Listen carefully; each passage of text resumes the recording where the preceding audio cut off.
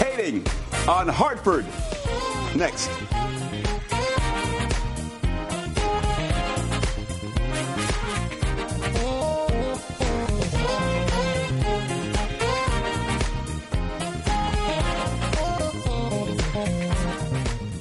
Welcome to the Stan Simpson Show, a program about Connecticut people and compelling issues. Make it a point, will you please, to drop in every week.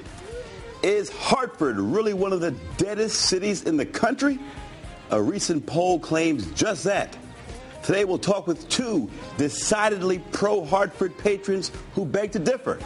Community leader Marilyn Rossetti and salsa aficionado Abby DeJesus join us. In our second segment, we'll talk sports with Scott Gray from WTIC Radio. Former UConn athletic director Lou Perkins is out at Kansas. A closer look at his legacy in and outside of Connecticut. Then we'll wrap things up with our entertainment attorney, James Walker. He joined us to talk about a major age discrimination lawsuit against entertainer Sean P. Diddy Combs by a woman who claims she helped catapult his career. But first, hating on Hartford, joined by two power brokers here in the city, our salsa aficionado, Abby DeJesus, Marilyn Rossetti, executive director of Hartford Areas Rally Together, former city councilwoman. A recent poll, Wall Street 24/7 ranked the 10 deadest cities in America. Hartford came in third behind Buffalo and Flint, Michigan. They said the city is dead. Your reaction? They're dead wrong. Dead wrong. How so? Well, That's pretty good, Marilyn. I like to say the EAPCM, events, avenues, parks, colleges, and museums, just to start with. But is there a marketing problem? Because, and let's be honest, too, people in Hartford who cover Hartford, who've been here, have all badmouthed the city. Is this a case now where it's okay for people who engage the city to say bad things, but not an outsider? Is there some truth to it, but we don't like the fact that an outsider is saying it? Well, I think what they said, there is some truth. Have some of the businesses downsized? Absolutely. But did not mention anything else as far as the vibrancy of the city. But that happens in every single state. I know that when I came to Connecticut, my first response was, oh my God, this city's boring. But why? Then and where'd you come from? I came from New York City. Oh, okay. Why was it so boring? It's obvious. Why was it boring? Because we've all heard those comments now. It's not a new comment. Why was it boring? Because you actually have to look around where to go, what's available to you. And when I discovered salsa dancing, it just opened a big door. Hartford's a hot salsa city, right? Truth be told, right? It is sweeping the nation. Hartford is taking over in many areas. I mean, we don't discriminate. One thing I love about Latin dance is that they don't discriminate. It's a variety of people, Caucasians, Black, Americans, African, Asians. It's even going to Israel, Russia, Italy. It's sweeping the nation. It's no longer geared to Latins.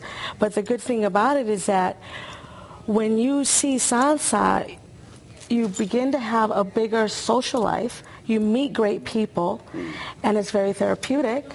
You mentioned the word inclusive.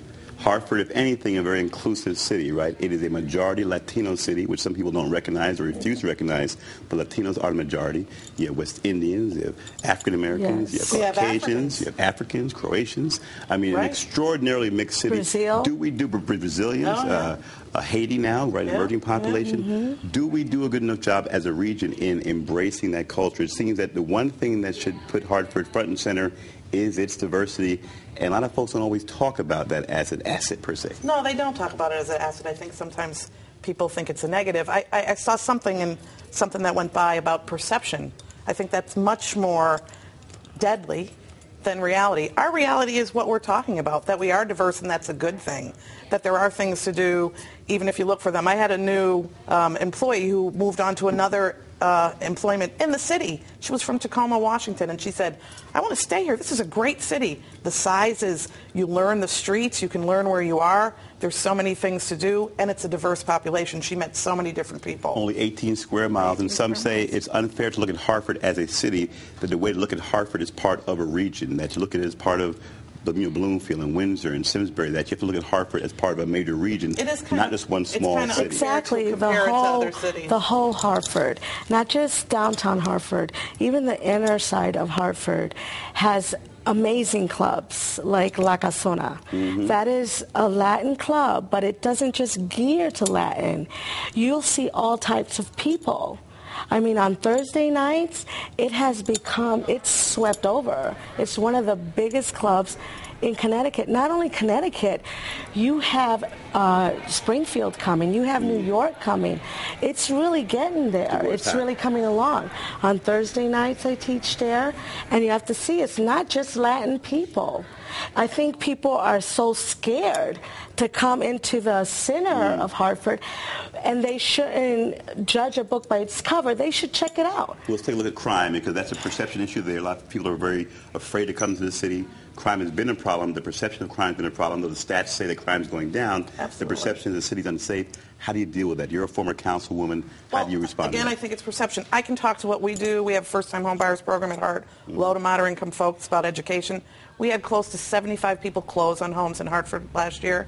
75 people who want to live in the city, who want to make their, raise their families in all neighborhoods in the city. Someone might say, is that just in one neighborhood? But I do think that, again, it is the perception. Are there some violent acts that happen in the city? Unfortunately, there are. And I think we also know where they're from. But it's also some discussion, Stan, maybe some discussion sometime on poverty and some of the things that don't make a city good, but certainly don't kill it, because that's what other urban areas have. That's everywhere. So I don't understand why they're just focusing on Hartford. If they really look at the greatness of Hartford, I mean, you get out of work, don't you just want to go and just relax? And sometimes people just need to realize, don't discriminate a club because it's so per se Latin. Like, for instance, Barca, tapas and bar. That's on Wednesday night, which I will be there tonight because I also teach there. We air Sunday now. We tape Wednesdays, so you'll be there last week. Yes. So, yeah, which is right. I forgot. Look at our parade. Stan, look at the parade. But they're from Brazil. They're Brazilian. Yep. We're not discriminating. They're embracing. La Brasa, the hot Brazilian restaurant, at one point was, right? Yes, at 10 Bartholomew. Also, you have La Casona at 681, which is not just Thursdays, it's Fridays and Saturdays. And people really need to see that, pick up a hobby. Stop judging Hartford. Get into salsa, get into dancing, embrace it. What about the arts now? Let's talk about real quick the arts. Things happening in Hartford real quick. We talk about entertainment. Start with first night Hartford. St. Patrick's Day Parade. Wadsworth Athenaeum. Wadsworth Athenaeum, oldest public museum in the country. Bushnell Park, oldest public park in the country. Mark Twain. A lot of historical. Two public golf courses. Two golf courses great that parks, people really Park, right? Great parks. Olmsted Brothers did Polk Park, Keeney Park, Goodwin Park, Bushnell Park, smaller pocket parks, Foster Heights, Barnard Park. So real quick, why is hospitals, Trinity College, UConn, St. Joe's. All right. Is the media to blame? My friends in the media? Did the media contribute to this then? Absolutely, they contribute to it. Yeah. Because if you go to the clubs that I go at, like Asuna, they don't talk like that. They embrace life. One of my frustrations with you mentioned salsa. You mentioned the Latin music and the diversity of the city. I've never learned to a salsa. Here I have one of the premier salsa teachers in the city. Thank you. So it's only appropriate with about 30 seconds left. And I'm not the only one. There's varieties and my husband and I took salsa lessons, so you're behind, Stan. In 30 seconds. And it's free. I need you to teach me a salsa step right now in 30 seconds. Right now, 30 seconds. Go.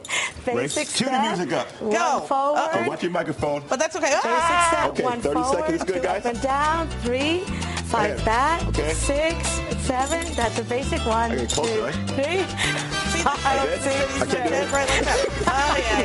Yeah, you can do whatever you want. So go ahead, show me. So you go 1 forward, 2 up and down, 3 together, 5 back, 6, they can't hear and 7 together. They can't hear us. So we're just pretend now. So we got to pretend? Okay, let's just dance.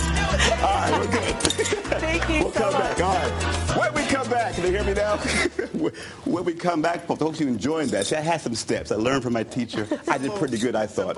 When we come back, our sports maven Scott Gray, I know he can salsa. He'll come back and talk about why Lou Perkins, one of the premier people in sports in Connecticut, why he stepped down early from Kansas and the furor going on over there. Don't go away. We are salsaing. You are watching The Stan Simpson Show.